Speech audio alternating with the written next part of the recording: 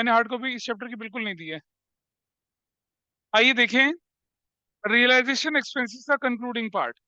आपको ध्यान होगा पिछली क्लास में मैंने आपके साथ बहुत सारे केसेस डिस्कस करे थे। And I will request and I will order all of you कि सिर्फ और सिर्फ नोट्स देखिए फोन पे, स्नैपचैट वगैरह पे नजर कम डालें जरा, तो ज्यादा फ्रूटफुल रहेगा आप लोगों के लिए।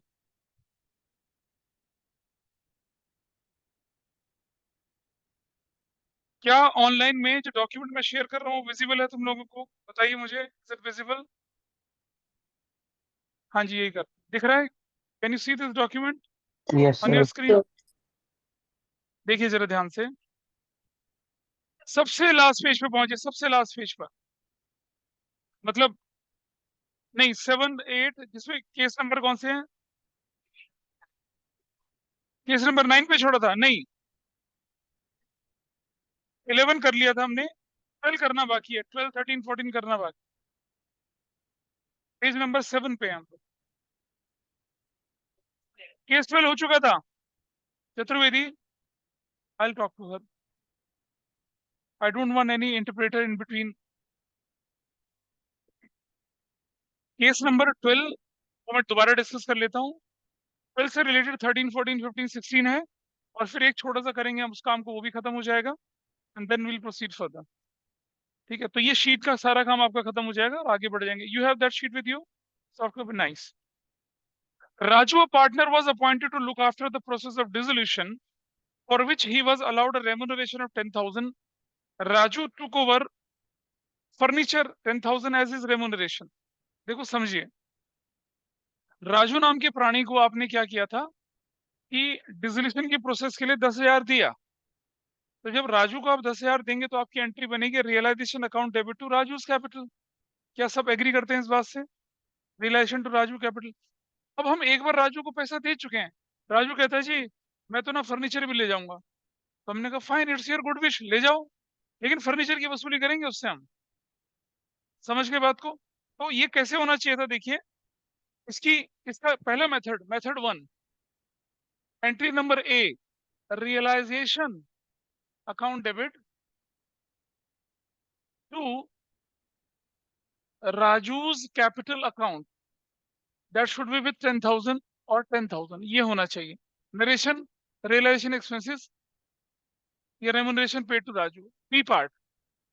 क्योंकि राजू ले गया क्या हमारे पास से? Raju's capital account debit, Raju हमसे फर्नीचर ले गया 10,000 का। टू क्या करेंगे हम लोग? Realisation account. बेटा समझिए, अगर फर्नीचर बिकता तो एंट्री होती कैश टू रियलाइजेशन, तो क्योंकि राजू लेके चला गया, राजू का कैपिटल टू रियलाइजेशन एंट्री करेंगे। और दूसरा मेथड, और दूसरा मेथड, मेथड नंबर 2, क्या करेंगे? नो एंट्री, कुछ करने की जरूरत ही नहीं है। क्यों? देखिए, रियलाइजेशन डेबिट, रियलाइजेशन क्रेडिट खत्म, राजू क्रेडिट, राजू डेबिट खत्म, there should be no entry.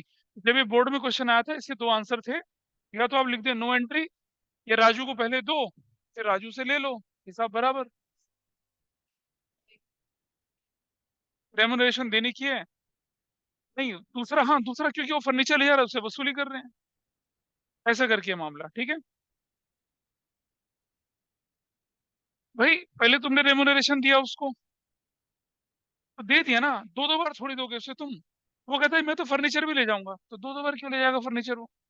तो जब वो फर्नीचर ले गया, is as ordinary as anybody else is taking the furniture, तो रियलाइजेशन क्रेडिट किया और राजू का कैपिटल डेबिट कर दिया। अच्छा, ये भी बोलते कि he has taken unrecorded furniture, तो भी यही एंट्री बनती, क्योंकि डिसोल्यूशन में पहले रिकॉर्ड करेंगे फिर नहीं, ऐसा कुछ नहीं है। डिसोल्यूशन में चाहे रिकॉर्डेड है चाहे अनरिकॉर्डेड है, आप उसकी वसूली कर लेंगे उससे। This is how it happens. तो ये केस कौन सा था आपका? तो ये बोर्ड में आया हुआ था शायद 2017 या 18 में आया था क्वेश्चन, बिल्कुल यही क्वेश्चन आया था। ऑप्शन 1 और ऑप्शन 2 मैंने दोनों बता दिए। चलिए केस नंबर 13 से शुरुआत करते हैं। अब आप ये आपको अपने आप करना है, फिर मैं एक एक करके डिस्कस करूंगा। बेटा 12 तो मैंने करा दिया ना, ये 12 था, 13 करिए।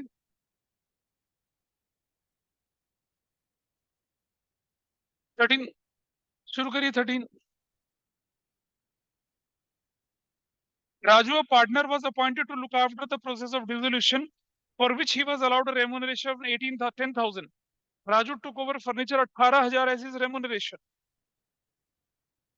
भाई अभी तो क्या था, जो वैल्यू बराबर थी बराबर बराबर हिसाब हो गया।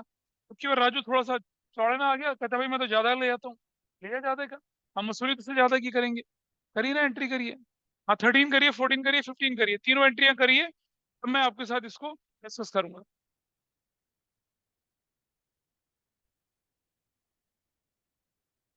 केस नंबर 13 में राजू को अपॉइंट किया गया था 10,000 रुपए के लिए। राजू ने फर्नीचर ले लिया कितने का? 18,000 रुपए का। आइए देखें जरा। तो ये this should be the entry, this should be the entry. Case number कौन सा था ये? 13 था। ये entry simple, realisation to Raju capital, वसूली कर लो। और अगर हम एंट्री करते, नो एंट्री नहीं बोलेंगे अब नो एंट्री नहीं बोलेंगे, क्या बोलेंगे आप?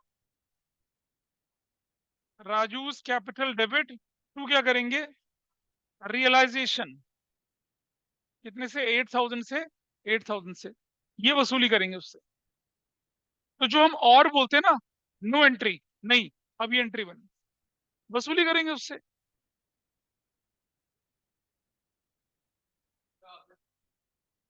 ऊपर वाली 10 लिखनी पड़ेगी। सुनो बेटा, मेथड 1 पहली एंट्री, दूसरी entry. Method 2 only this entry. इसको करने के दो तरीके बताए ना आपको। पहला मेथड है राजू को दो, फिर राजू से लो। दूसरा मेथड कंबाइन एंट्री।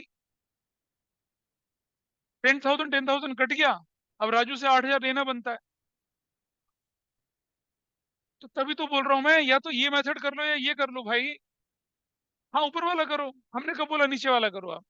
आप दोनों में से कोई भी मेथड फॉलो कर सकते हैं। Any method you can follow, that is there. अगला केस, क्या ऑनलाइन में इज दैट ओके? ईमेल और बाकी लोगों का इधर जिया। Yes, sir. Yes, Raju sir. Partner, हाँ Raju was a partner, was appointed to look after the process of dissolution, for which he was allowed a remuneration of 10,000. Raju took over furniture worth rupees 18,000 his remuneration in full and final settlement.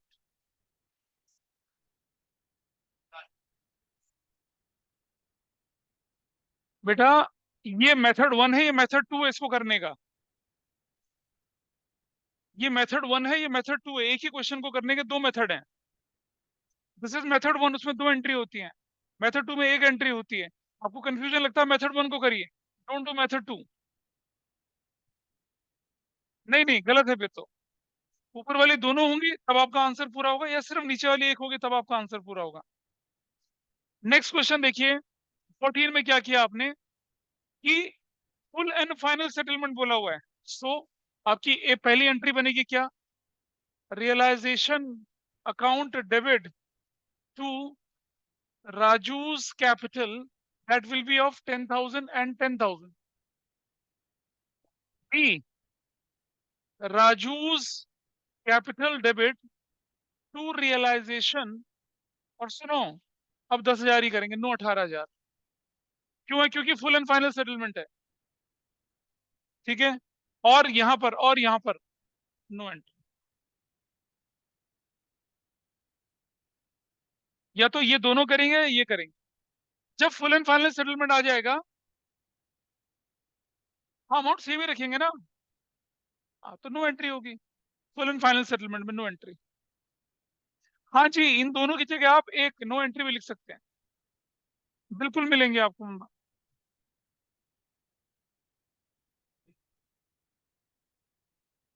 लेकिन हमारी मर्जी से लेके गया ना, full and final settlement में लेके गया। फुल एंड फाइनल सेटलमेंट का मतलब क्या हुआ? देखिए समझिएगा एक बात, हाइपोथेटिकली ये गलत हो जाएगा, हाइपोथेटिकली समझिए। ठीक है, तो मतलब हाइपोथेटिकली क्वेश्चन बनता है, इन रियलिटी में ऐसा कहाँ होता है कि तुमने 10,000 भी दे दिया, फिर 8,000 भी बोल दिया, फिर बोला ब्रो सेटल हो गया। ऐसा नहीं होता। For the sake of making question ये बना है।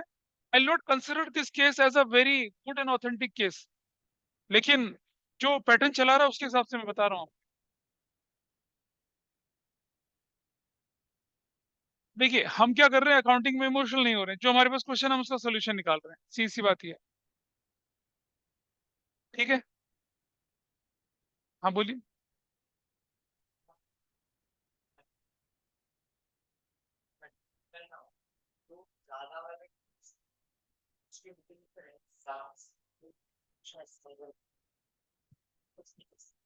आई can agree to some extent. पर जरा एक बात देखिए, फर्नीचर 10 ले जा रहा है, 10 ले जा रहा है, तो न ज्यादा है न कम है, दोनों बराबर बराबर चल रही हैं चीजें। सबसे पहले केस में 10 का फर्नीचर 10 का ले गया, ठीक है। अच्छा, अब हमने क्या किया कि एक शब्द लगाया, फुल एंड फाइनल सेटलमेंट। ना full and final settlement for what? Full and final settlement किस चीज के लिए बोल रहे हैं? क्या क्या चीज होनी चाहिए फुल एंड फाइनल सेटलमेंट? कि जो भी ले जा रहा है वो रेमुनरेशन के विद रिस्पेक्ट करके जा रहे हैं। तो हम क्या कर रहे हैं कि हमने कहा चल ठीक है, तू फर्नीचर ले गया, that should be in alignment with your remuneration, उसके हिसाब से उसको कैंसिल कर रहे हैं। होना तो यही चाहिए था कि हमें, जो 18 ले जा रहा है तो 18,000 की रिकवरी उससे कर लेनी चाहिए थी। मैंने बोला ना आपसे कि अगर मैं बोलूँ रियल लाइफ में तो वो केस बनाना मतलब गड़बड़ हो जाना है इस केस में। लेकिन इस तरह के क्वेश्चन आएंगे नहीं, नहीं देंगे वो, क्योंकि वो देंगे, देखो एक बोर्ड का पेपर जो होता है वो 3 4 5 लाख रुपए बच्चे जो होते हैं अकाउंटेंसी सब्जेक्ट का देते हैं, और हम लोग तो लेवल को खोद खोद के ऊपर ऊपर और ऊपर ले जाते हैं।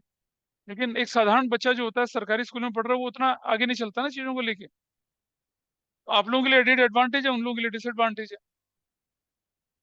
आगे देखिए केस को जरा देखिए, नेक्स्ट क्या लिखा था। नेक्स्ट अगला देखिए क्या है। 14 है ना। राजू पार्टनर 10,000 का था और 8,000 एज इज रेमुनरेशन लेके चला गया वो। 8,000 लिखा है एज ए रेमुनरेशन, लेकिन फुल एंड फाइनल सेटलमेंट नहीं लिखा हुआ है। तो नंबर क्या था अगला? 15 ना। तो हम 15,000 ये करेंगे, सुनो, ये हम 8,000 करेंगे, और या फिर क्या एंट्री करेंगे? डेबिट टू 2,000 से 2,000 से एंट्री। लेकिन मैं एडवाइस करूंगा ऊपर वाला पार्ट करें, नीचे वाला पार्ट ना करें आप। इसमें फुल एंड फाइनल नहीं लिखा, 10-10 ही करते। मत करो ना यार, मत करो, मत करो। ठीक है, एक एंट्री एक्स्ट्रा लिखने से तुम्हारा कोई बहुत ज्यादा समय नहीं खराब होगा। लोगों को जो देखने की आदत है उसको करिए।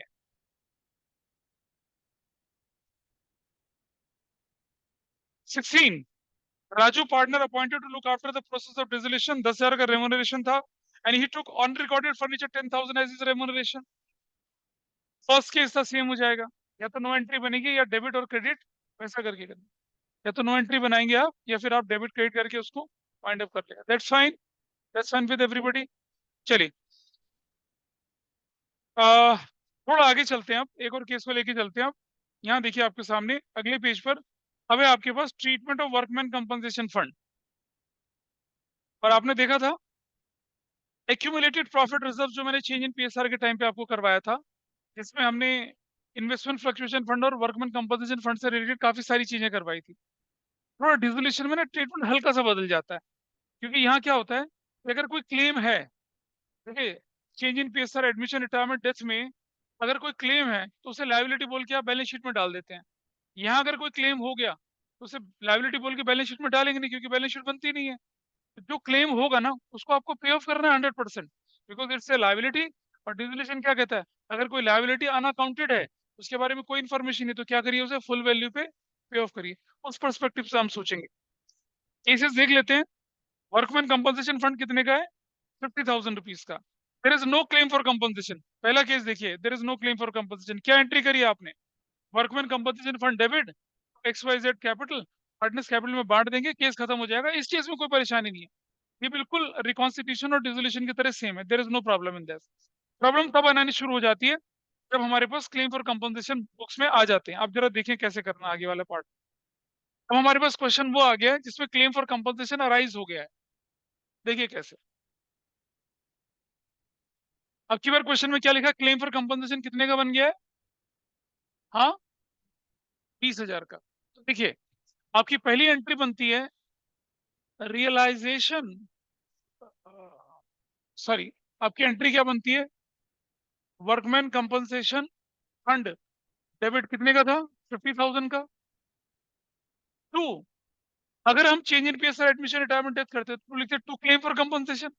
यहाँ नहीं लिखेंगे क्लेम फॉर कंपनसेशन, ये तो एक तरह की अनरिकॉर्डेड लायबिलिटी थी जिसे हम कहाँ डाल देंगे, रियलाइजेशन में डाल देंगे। तो क्या लिखेंगे? To realisation account. कितने से? 20,000 से, और टू पेज कैपिटल एक्स है, X's capital to Y's capital, और टू किसका कैपिटल, जेड्स कैपिटल। बताओ कितना अमाउंट, 30,000 क्या रेशियो है इनकी, तो कितना हो जाएगा, और 6,000। ठीक है, दिस इज डन। अच्छा, जिनको ये कंसेप्ट नहीं पता उन्हें लगता है कि ये केस खत्म हो गया, लेकिन आपने देखा रियलाइजेशन के नाम पे आपने एक लायबिलिटी क्रिएट करी थी, नाउ यू हैव टू पे इट। चाहे क्वेश्चन बोले चाहे क्वेश्चन ना बोले, आपको वो क्लेम फॉर कंपनसेशन तो पे करना ही करना है। तो आप अगली एंट्री बनाएंगे क्या, realisation, realisation account debit to cash या बैंक, कितना पे कर देंगे, 20,000 और 20,000, और क्या लिखेंगे, claim for compensation is settled, या पे कर दिया ऐसे। क्वेश्चन में बोला था क्लेम फॉर कंपनसेशन है, पे करने की बात नहीं करी थी, लेकिन डिस्क्रिमिनेशन में कोई भी जो लायबिलिटी होगी तो कैसे खत्म करेंगे आप, करके खत्म करेंगे। This is done. अब जरा देखिए कि अगर हम बनाते रियलाइजेशन अकाउंट तो कैसे जाता है, रियलाइजेशन अकाउंट बनता आपका तो किस तरह से दिखता, this is debit side, this is credit side. यहाँ लिखते हैं हम लोग वर्कमैन कंपनसेशन फंड, कितने का दिखाते हैं यहाँ पर, 20,000 का दिखाते हैं। ये बनाते हैं partners capital account, this is partners capital account. और देखिए आपके पास एक्स है, वाई है एंड जेड है, एक्स वाई और जेड है ऐसे करके। और क्या लिखा आप लोगों ने यहाँ पर, इस जगह पे क्या लिखा, वर्कमैन कंपनसेशन फंड लिखा, विच इज 15,000, 9,000 एंड 6,000 ऐसे लिखा, इस तरह से लिखा। अब आपने यहाँ डाल के छोड़ दिया, लेकिन इसके अगेंस्ट क्या होनी है, पेमेंट होनी है, तो क्या लिखेंगे आप, कैश या बैंक, क्या लिख देंगे, क्लेम फॉर कंपनसेशन, कितने का, 20,000 का। ये एसेंशियली आपको करना पड़ेगा, तब जाके आपका ट्रीटमेंट पूरा होगा। जनरली लोग क्या करते हैं, ये एंट्री करते हैं और छोड़ देते हैं, वो भूल जाते हैं कि क्लेम फॉर कंपनसेशन भी पे होना है। और सुनो, क्योंकि ये डिसोल्यूशन है, इसलिए क्लेम फॉर कंपनसेशन को पहले हम ऐसा नहीं करेंगे कि पहले क्लेम फॉर कंपनसेशन क्रिएट करेंगे, फिर रियलाइजेशन में ट्रांसफर करेंगे, फिर पे करेंगे, नहीं। ऐसा तो रूटीन केस में होता है ना, अब थोड़ी होगा। अब तो सीधा रियलाइजेशन में डालो और पे कर दो। This was case number 2। See what is, नहीं पता चल रहा क्या हो रहा है, इसमें क्या समझने वाली बात है बताओ, नहीं ना समझने वाली बात बताओ ना मुझे क्या है। नहीं नहीं, अभी प्रोसेस खत्म करो ना, बाद में नहीं होता कुछ भी, बाद में तो होगा नहीं कुछ भी। तुम यहाँ लिखते थे क्लेम फॉर कंपनसेशन, ये परेशानी होती है जब हमने admission change in PSR retirement ढंग से नहीं कर रखा, तभी परेशानी आती है। क्योंकि अगर आपको ओरिजिनल ट्रीटमेंट नहीं आता होगा तो ये ट्रीटमेंट कैसे सीखेंगे। ओरिजिनल ट्रीटमेंट में क्या होता था कि workman compensation fund debit to claim for compensation, और फिर क्या करते थे ये, फिर ये एंट्री नहीं लिखते थे और क्लेम फॉर कंपनसेशन को लायबिलिटी में डाल देते थे। अब आप सोचिए, रेजोल्यूशन में आपकी एक लायबिलिटी आ गई है, तो एसेंशियली आपको पे बैक करनी है ना वो, तो इसीलिए रियलाइजेशन क्रिएट करने के बाद उसे डेबिट करके हम उसको पे ऑफ भी करते हैं। केस नंबर क्या है नेक्स्ट आपका, नेक्स्ट देखिए केस, कहा यहाँ, क्या है, realisation is on credit side, ledger posting on credit side, किस नाम से, वर्कमैन कंपनसेशन फंड से, अमाउंट किसके आगे वाला, इसके आगे वाला, जितनी का क्लेम है उतने का फंड ट्रांसफर करेंगे रियलाइजेशन में, मोटा मोटा ये समझिए आप। अगर फंड 50 का है और क्लेम 40 का है तो 40 ट्रांसफर करिए और फिर 40 को पे कर दीजिए। हाँ जी, अभी आगे केस आ रहे हैं ना, तुम्हारा इंतजार बाएं बाएं फैला के इंतजार कर रहे हैं। आगे देखिए, ज्यादा हो जाए कम हो जाए सब दे रखा है, आगे देखते हैं। क्लेम फॉर कंपनसेशन 50,000 का है, क्लेम फॉर कंपनसेशन कितने का बोला, 50,000 का बोला। तो देखिए क्या एंट्री बनेगी, number 1, workman compensation fund debit 50,000 से टू रियलाइजेशन, टू रियलाइजेशन कितने का, 50,000 का, पहली एंट्री ये बनेगी। दूसरी एंट्री आप क्या करेंगे, रियलाइजेशन अकाउंट डेबिट 50,000 से, और टू क्या कर देंगे, कैश या बैंक 50,000 से, एंड दिस इज डन, हो गया। रियलाइजेशन को पूरा का पूरा रियलाइजेशन में ट्रांसफर कर दिया फंड को, और फिर उसके बाद क्या कर दिया, उसे पे ऑफ कर दिया। पे ऑफ इसलिए किया क्योंकि आपने एक लायबिलिटी को क्या किया, सेटल किया है, even if there is no instruction in a question regarding this. बढ़िया नींद आ रही है सुनने की, शाबाश। एक और केस देखिए, क्लेम फॉर कंपनसेशन। जो तुम चाह रहे थे कि क्लेम अगर कितने का हो जाए, ज्यादा का हो जाए, तो ज्यादा का हो जाए तो क्या करना है, देखिए जरा यहाँ पर, यहाँ देखिए, इसी में देखते हैं। वर्कमैन कंपनसेशन फंड कितने का, 50,000 का, 50,000 ट्रांसफर कर दो। पेमेंट जो करोगे वो कितने की कर दो, 60,000 की कर दो। लो जी, खत्म। और वो जो पहले करते थे ना रिवैल्यूएशन डेबिट, वो नहीं करना, करना ही नहीं वो तो। क्यों, दिखाता हूँ, देखिए इधर देखिए, ये है रियलाइजेशन अकाउंट, ये रियलाइजेशन अकाउंट, ठीक है जी, क्रेडिट साइड, और ये डेबिट साइड। आपने लिखा वर्कमैन कंपनसेशन फंड कितने का, 50,000 रुपए का, पर आपने कैश या बैंक बोलकर क्लेम फॉर कंपनसेशन कितने का पे कर दिया, 60,000 का पे कर दिया। तो जो लॉस है वो तो उतने भी रियलाइजेशन में रिफ्लेक्ट हो गया।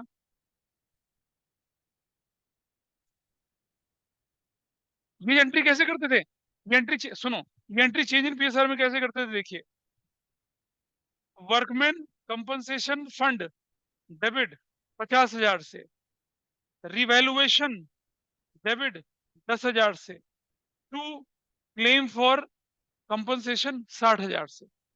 ये हम change in pacer admission retirement में ये एंट्री करते थे। अब क्या है, रिवैल्यूएशन बनेगा नहीं। और सुनो, इस केस में क्या होता था, इस केस में क्या होता था, बैलेंस शीट में क्लेम फॉर कंपनसेशन दिखता था 60,000 का। अब ये एंट्री बनेगी नहीं क्योंकि डिसोल्यूशन है। डिसोल्यूशन में क्या करेंगे, पूरा का पूरा फंड कहाँ ट्रांसफर कर दीजिए, रियलाइजेशन में, और फिर उसके क्लेम की पेमेंट कर दीजिए। वो जो होता है ना 10,000 का लॉस, अपने आप रिफ्लेक्ट हो रहा है। डेबिट हुआ 60 से, क्रेडिट 50 से, 10,000 का लॉस अपने आप रिफ्लेक्ट हो रहा है। अलग से थोड़ी करेंगे इसके लिए कुछ, इस तरह से होता है। इसीलिए change in PSR admission retirement death में इन्वेस्टमेंट फ्लक्चुएशन फंड का ट्रीटमेंट और वर्कमैन कंपल्सन का ट्रीटमेंट बदल जाता है थोड़ा सा। This case is fine with you. ये हमारा लास्ट केस था, ठीक है। चलिए, अब अगर आपने इसे कर लिया, अपनी बुक खोलिए फटाफट से एक बार, ओपन अप द बुक्स, खोलो ना इसको, ले भाई, निकालो, देखो, आगे देखिए, देखिए इलस्ट्रेशन खोलिए फटाफट से, और देखिए कि आप उस इलस्ट्रेशन को संभाल पाएंगे नहीं संभाल पाएंगे, या मतलब आपको लग रहा है कि वो कर पाएंगे नहीं कर पाएंगे, ठीक है। स्कैनर तुमने करना होता है, मैं क्यों कराऊंगा, और मैं बार बार बोलता हूँ स्कैनर आप लोग करेंगे। This is your priority, you have to do that. मुबारक हो।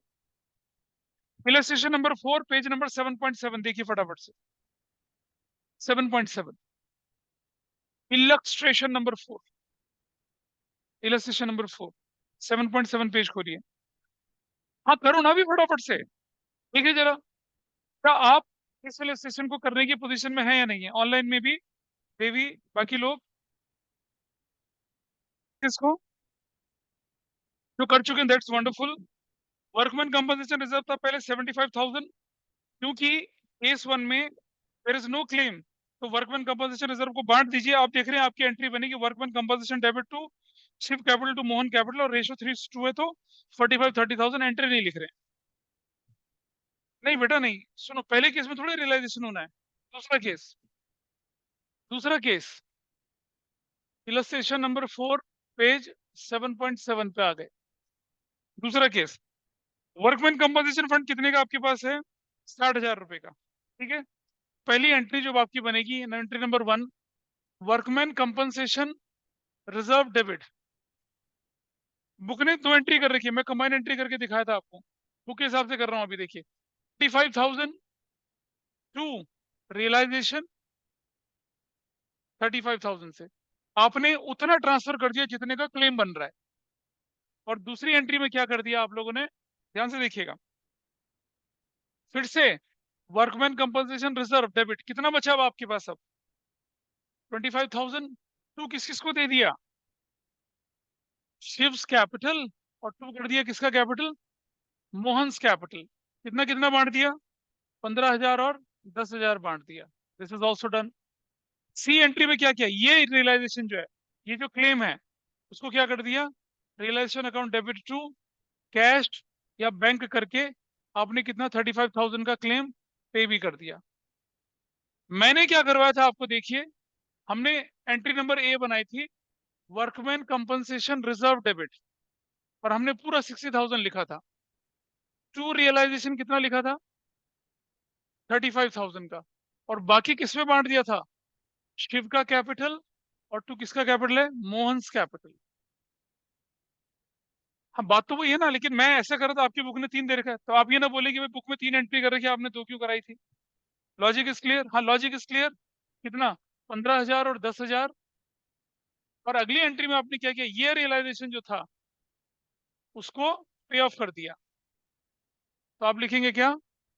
Realisation account debit to cash या bank, and that is 35,000, 35,000। This was your other method. भाई इसने वर्कमैन कंपल्सन को 2 हिस्सों में बांट दिया, जितना क्लेम था उसको ट्रांसफर कर दिया, बाकी को बांट दिया, और फिर जो क्लेम था उसको पे ऑफ कर दिया। मैंने क्या किया? एक ही एंट्री में ट्रांसफर भी किया और पार्टनर्स में बांट भी दिया, और बाद में उसे पे ऑफ कर दिया। तो या तो ये मेथड या ये मेथड, दोनों में से कोई भी मेथड करेंगे, you will get same answer. ठीक है, उधर से, इधर से। अच्छा, आगे चलते हैं। कंपनसेशन रिजर्व 60,000 का था, और लायबिलिटी कितने की राइज हो गई? तो हमने क्या किया था पिछली बार? Workman compensation reserve debit to realisation, कितना ट्रांसफर करेंगे? 60,000 और 60,000 का, पहली एंट्री। और फिर लायबिलिटी कितने की पे करनी पड़ रही है? रियलाइजेशन डेबिट 75,000 से, टू कैश या बैंक कितने से करेंगे? 75,000 से। ये डन।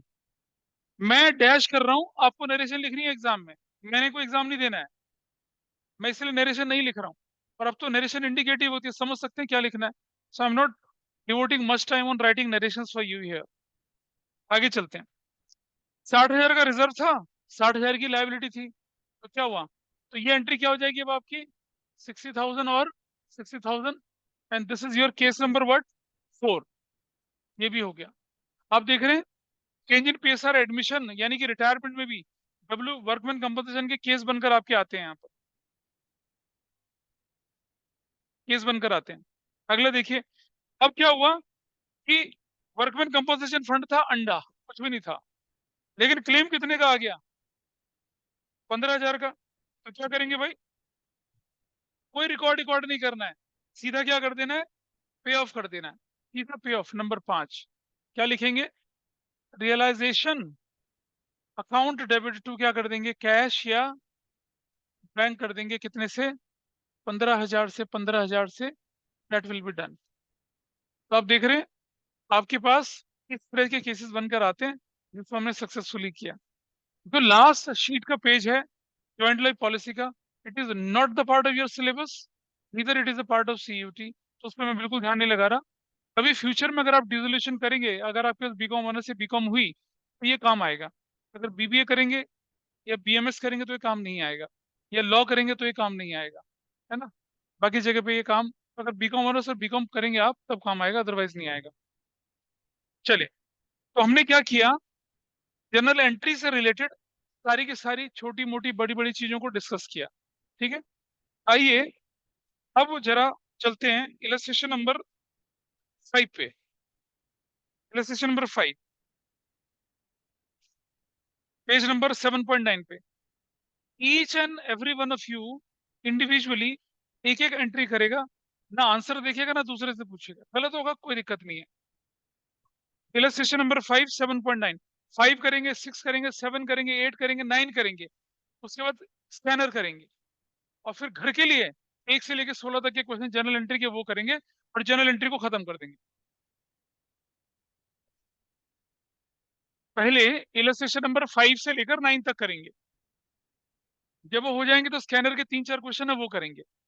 जब वो हो जाएगा तब आपकी एक्सरसाइज में जनरल एंट्री के 1 से लेकर 16 तक क्वेश्चन है वो भी करेंगे, और तब जाके हम बोलेंगे कि डिसोल्यूशन चैप्टर हमने पूरा किया। ठीक है, इलस्ट्रेशन नंबर 5 शुरू हो जाइए जल्दी से। क्या ऑनलाइन में जो बच्चा है उसे इस इलस्ट्रेशन नंबर 4 में कोई डाउट है? एनीवन? No, sir. चलो, आई होपफुली अभी आप देखेंगे बोर्ड में आए हुए क्वेश्चन देखेंगे आपको, और आपको बहुत कंफर्टेबल लगेगा अगर आपने सन से किया होगा इसे। इलस्ट्रेशन नंबर 5 और 7.9 पेज पर मैं डिस्कस कर रहा हूँ। जनरल एंट्री है मोहन एंड सोहन, कोई इंफॉर्मेशन नहीं गिवन है, तो प्रॉफिट इक्वल बांटेंगे वो। मोहन ने 50% स्टॉक ले लिया एट 10% डिस्काउंट, ठीक है। तो मोहन जब 50% डिस्काउंट एट 10% डिस्काउंट पे ले जाए, मोहन ने क्या कर दिया, 50% of the stock at 20% discount, remaining stock was sold 30% on cost. Book value stock की कितनी देर की थी, 4 लाख। देखिए जरा ध्यान से कैसे करते हैं ऐसे क्वेश्चन को। 4 लाख, 4 लाख का 50%, द वैल्यू 2 लाख, और 50% वैल्यू जो कितनी बनी, वो 2 लाख बनी। इस तरह से अगर आप फ्लो चार्ट से करते तो आपकी कैलकुलेशन बहुत स्मूथली हो जाएंगी, पर टाइम होता है आपके पास ऐसा देखने के लिए। ये 20% डिस्काउंट, 20% डिस्काउंट कितना हो गया, 40,000। ये कितने में चला गया, 1,60,000 में चला गया। वो वाला ये प्लस 30, ये 30% प्लस कर दिया 60,000। इसके बदले में क्या हो जाएगा, 260 हो जाएगा, ठीक है। अब मैं चाहूं तो इन दोनों की अलग अलग एंट्री भी कर सकता हूँ और इन दोनों की कंबाइन एंट्री भी कर सकता हूँ। चलिए पहले देखिए अलग अलग एंट्री कैसे, तो जैसे आपकी बुक में दे रखी है। नंबर 1, ए एंट्री, पैसा मिला कितना, 160। नहीं, मोहन लेके चला गया, तो I write what, Mohan's capital debit to realisation, that you will write 160 और 160। Mohan took stock, B part, ये दूसरा वाला वो कैश में बिका है, तो कैश या बैंक डेबिट करके क्या लिख देंगे, रियलाइजेशन लिख देंगे। 2,60,000 से और 2,60,000 से, दिस इज डन, खत्म। और दूसरा तरीका, नहीं लिखना चाहते तो एंट्री, अलग अलग एंट्री लिखना चाहते तो क्या करिए, ध्यान से सुनिए। मोहन से कितने की वसूली करनी है आपने, मोहन कैपिटल डेबिट 160 से, कैश या बैंक करके कितना पैसा आपके पास आएगा, 2,60,000 से। टू रियलाइजेशन कितने से होगा, 4,20,000 से, and that is your answer. ऐसा भी कर सकते हैं। अगर कोई एसेट्स बिकती है तो कैश टू रियलाइजेशन होता है, अगर कोई एसेट पार्टनर ले जाए तो पार्टनर्स कैपिटल टू रियलाइजेशन होता है। ये पार्टनर लेके चला गया तो पार्टनर्स कैपिटल टू रियलाइजेशन, और अगर पैसा मिल गया तो कैश टू रियलाइजेशन। या तो दो एंट्री कर लो, अमाउंट कैलकुलेशन दिख गया आपको, 20% डिस्काउंट, 30% प्रॉफिट, या दोनों की कंबाइन एंट्री कर लो तो ऐसे हो जाएगी। आपकी बुक ने ये कर रखी है, ये भी हो सकती थी। तो कोई बच्चा अगर ऐसे लिख लेगा तो भी अच्छा। इसको लिखते समय गड़बड़ क्या लगती है, क्या लगता है यार, स्टॉक तो था 4 लाख का, पैसा आ रहा है 4,20, तो प्रॉफिट तो हो ही रहा है ना, तो दिखेगा ही, ज्यादा तो दिखेगा उससे। तो इसलिए कोई हर्जा इसमें नहीं होता। या तो दो एंट्री बनाओ या एक एंट्री बनाओ, whatever is convenient to उसके हिसाब से चलिए। एग्जाम्पल नंबर, ये क्वेश्चन नंबर 1 था। एक जरा मजेदार चीज इसमें इंपॉर्टेंट लगाना जो मैं अगला बोल रहा हूँ। मेथड थे कितने के, 264 के। प्रोविजन फॉर डाउटफुल डेट थे 24,000 के। बहुत ज्यादा अल्ट्रा चतुर बच्चा क्या करता है, 264 माइनस 24 करता है और 260 से रिकवरी करने लग जाता है। भाई समझो, डेटर का प्रोविजन फॉर डाउटफुल डेट से कोई लेना देना नहीं होता। अगर क्वेश्चन में दे रखा है तो मतलब आपको बेवकूफ बनाने के लिए दे रखा है। आपको मालूम है, डेटर फुल वैल्यू ट्रांसफर होती है, प्रोविजन अलग ट्रांसफर होता है। जब डेटर की रिकवरी होती है, प्रोविजन फॉर डाउटफुल डेट का कुछ नहीं करना होता। लेकिन हमने change in PSR, retirement, death, admission में पढ़ा, अगर प्रोविजन फॉर डाउटफुल डेट होगा तो बेड डेट देखेंगे, रिकवरी देखेंगे, वो देखेंगे, कुछ नहीं देखना। डाउटफुल डेट को उठा के किनारे कर दीजिए। आइए देखते हैं, 264 का डेटर और बेड डेट कितने के हो गए हैं, मतलब 48,000 के डेटर बोलते हैं हम पैसा पे नहीं करेंगे। तो बताइए मुझे, 264 में से 48,000 माइनस करूंगा तो क्या वैल्यू, 0 2 16, इसकी रिकवरी होगी आपकी। तो आपकी एंट्री क्या बनेगी, bank debit to realisation.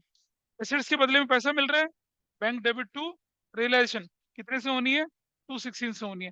Provision for doubtful debt का यहाँ कोई रोल है ही नहीं, कोई रोल नहीं है। बोलिए भाई साहब, शरीर मर चुका, अंतिम संस्कार कर रहे हैं, प्रोविजन का कोई काम नहीं है यहाँ पर, प्रोविजन इज यूजलेस। आप एक कॉन्स्टिट्यूशन में बैठे हो, अभी हम डिसोल्यूशन में चले आए हैं। अगर ये क्वेश्चन होता रिकॉन्स्टिट्यूशन यानी कि change in pacer admission retirement death का, तो मैं एंट्री बनाता प्रोविजन फॉर डाउटफुल डेट 24,000 से, रिवैल्यूएशन डेबिट 24,000 से, और टू बेड डेट 48 से करता। अब क्यों करूंगा? प्रोविजन फॉर डाउटफुल डेट जो है एक करंट लायबिलिटी होती है, इसका डिसोल्यूशन में कोई रोल ही नहीं है, ट्रांसफर करके छोड़ देते हैं उससे। आपको कंपेयर करना है डेटर और बेड डेट। डेटर में से बेड डेट माइनस करोगे उतना रिकवर होगा, और डिसोल्यूशन में हमें रिकवरी देखनी होती है। तो आपकी एंट्री बनेगी क्या? कैश या बैंक टू रियलाइजेशन, कितने अमाउंट से? 216 से। प्रोविजन फॉर डाउटफुल डेट का कोई रोल यहाँ पर नहीं होता है, ध्यान रखेंगे। अच्छा, एक और चीज देखिए, अदर देन दिस एग्जांपल में एक चीज बता रहा हूँ, ध्यान से सुनना। Bad dates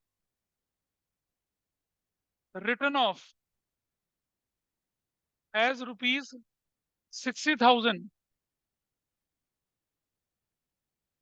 earlier, now paid 40%।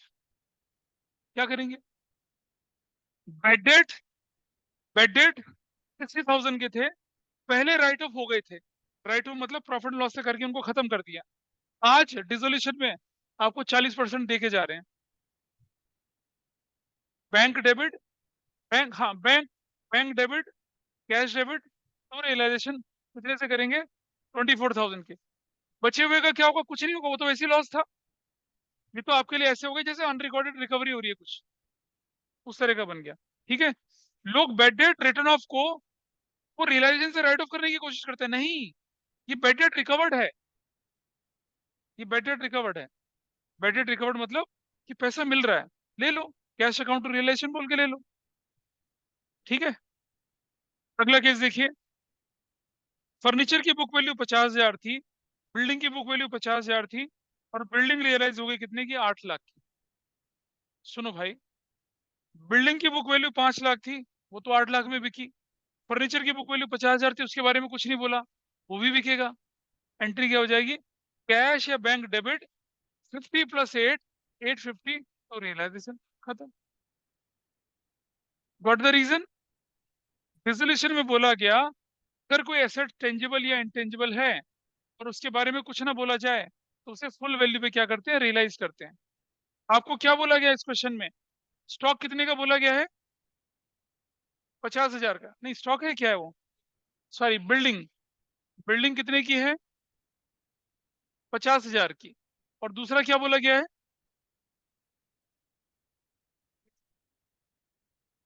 Furniture 50,000 का। बिल्डिंग की वैल्यू कितनी है? बिल्डिंग की वैल्यू 5 लाख। भाई इसके बदले में कितना आ रहा है? 8 लाख। इसके बदले में कितना आएगा? 50,000। इंस्ट्रक्शन इसके बारे में, इसके बारे में नहीं है, लेकिन फिर भी इसे रियलाइज करेंगे। तो what actually you will get? 8.5 lakh. और जब एसेट्स बिकती है तो एंट्री करते हैं कैश या बैंक डेबिट टू रियलाइजेशन। मुझे दिख रहा है तुम क्या कर रहे हो, दिख रहा है मुझे। ठीक है, बैकलॉग में तुमने मुझसे अगर ये चीज पूछी ना, तुम देख लो, मैं बताऊंगा तुम। जब मैं पढ़ा रहा हूँ तब तुम ध्यान नहीं दे रहे हो, and this is not a good habit. Relation to cash, बिल्कुल। लेना हो तो रियलाइज कैश टू रियलाइजेशन, देना हो तो relation to cash. That is what we have to do. Investments 40,000 के, रियलाइज्ड एट 150%। 40,000 का 150% होता है 60,000।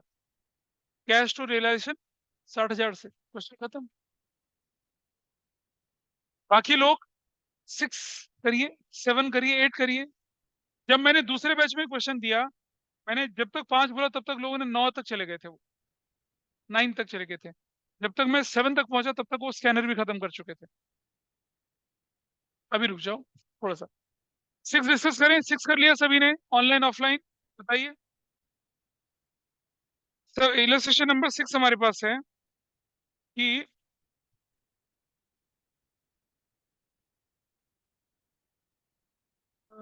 हाँ, अधिराज एंड करंट पार्टनर थे, 3-2 की रेशो में।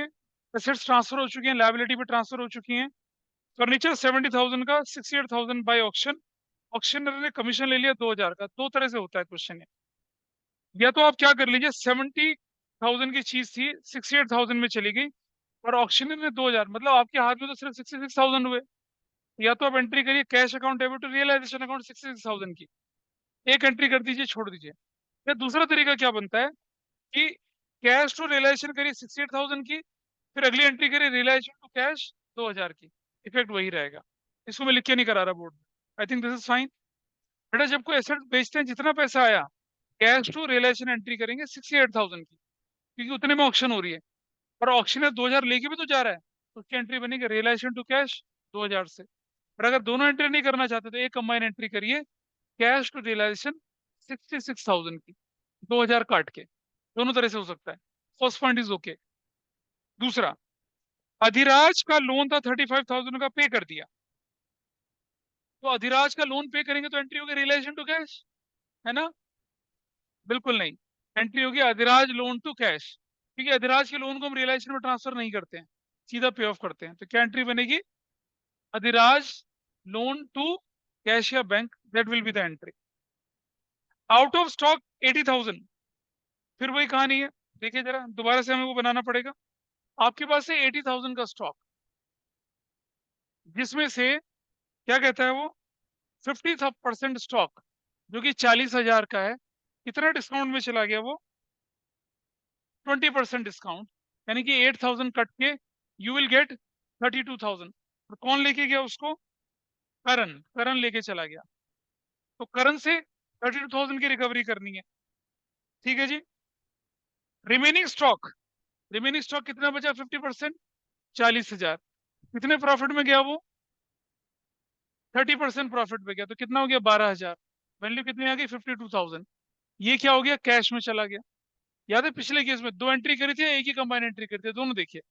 पहले एंट्री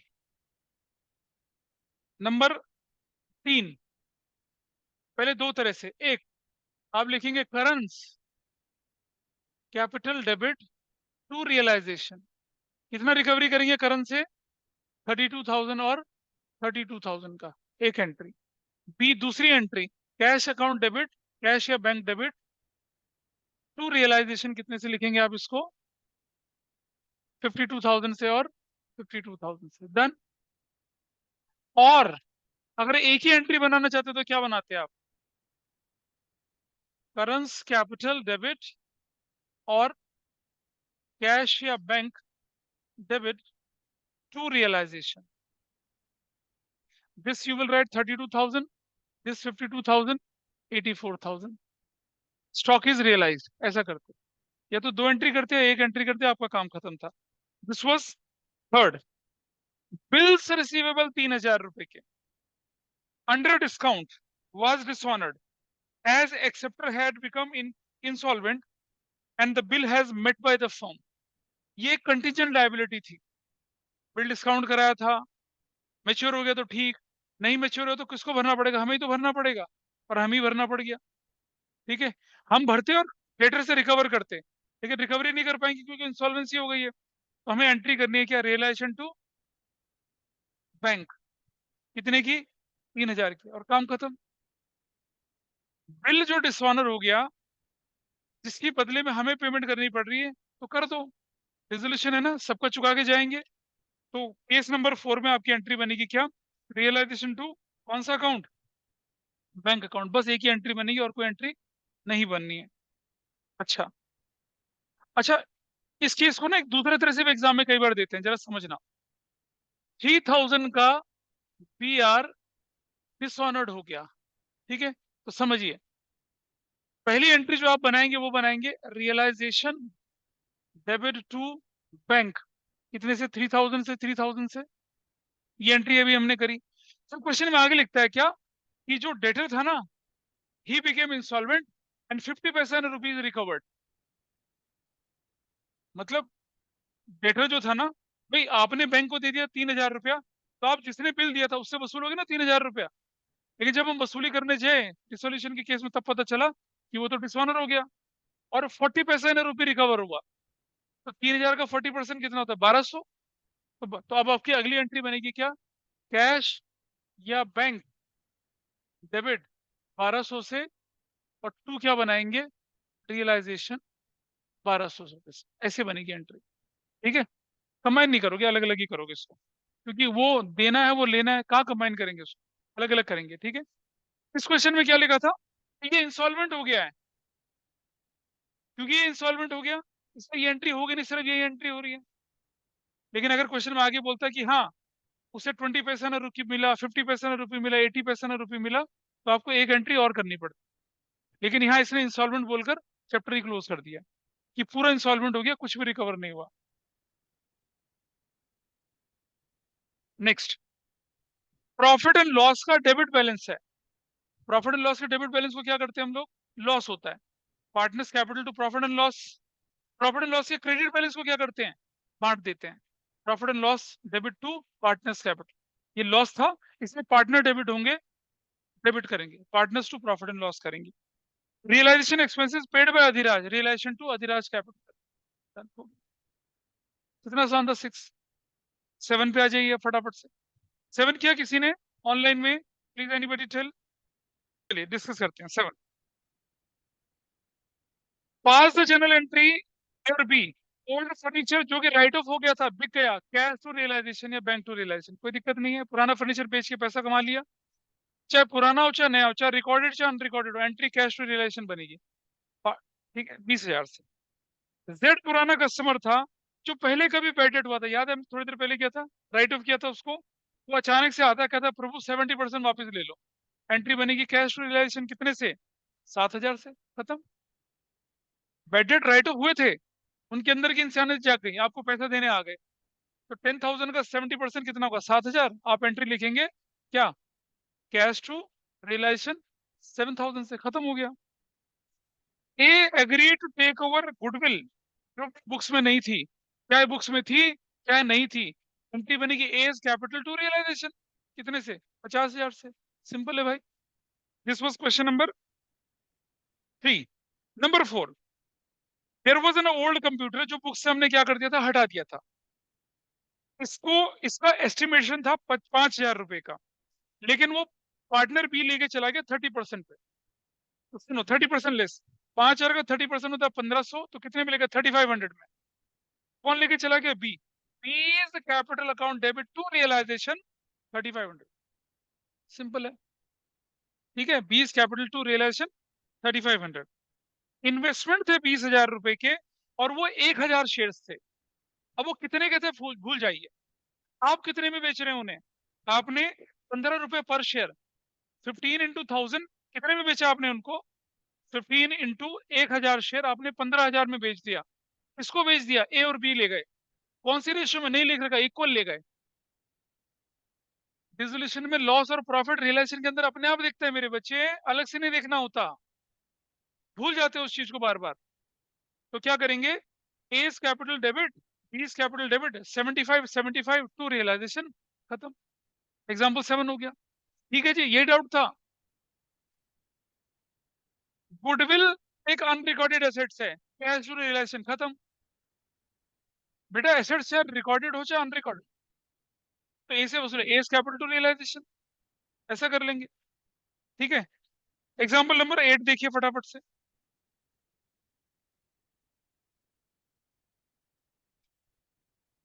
एक्चुअली मुझे एग्जाम्पल नंबर 8 डिस्कस करना था यहाँ पर, क्योंकि जो हमने इतने सारे 16-17 केसेस बने, उसकी असली परीक्षा यहाँ होती है।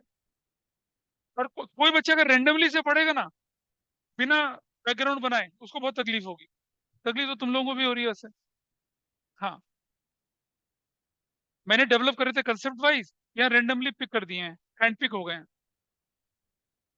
करो बेटा, एग्जाम्पल 8 करो, 3 मिनट लगेगा, ज्यादा नहीं लगेगा, जल्दी करिए। आपकी सुनो, इलस्ट्रेशन 8, इलस्ट्रेशन 9, थैला बंद करके मत बैठ, सुन ले पहले ढंग से। इलस्ट्रेशन 8 9, स्कैनर में क्वेश्चन है जनरल एंट्री वाले, बोर्ड में आए हुए हैं वो, और आपकी एक्सरसाइज जो शुरू होती है कहाँ से, पेज नंबर 7.45, इलस्ट्रेशन नंबर शुरू हो रहे हैं 1, एक्सरसाइज क्वेश्चन नंबर 1 से लेकर और 20 तक, सारी जनरल एंट्रियां सबके पास होनी चाहिए करी हुई। पेज नंबर 7.45, क्वेश्चन नंबर 1 से लेकर 7.51, क्वेश्चन नंबर 20 तक, ये सब जनरल एंट्री बेस्ड क्वेश्चन है, और ये करने हैं सबने। तब चैप्टर, उसके बाद में चैप्टर मानूंगा खत्म हुआ। आपने देखा बड़े क्वेश्चन में जनरल एंट्री कराई थी मैंने, बिना रियलाइजेशन अकाउंट बनाए प्रॉफिट लॉस निकाला था। ठीक है, अच्छा, एक छोटी सी चीज रह गई थी, वो मेमोरेंडम बैलेंस शीट वाली, क्योंकि समय नहीं है तो उसको मैं अगली क्लास में बताऊंगा। ना हो फिर भी करेंगे उसको। चलिए, दैट्स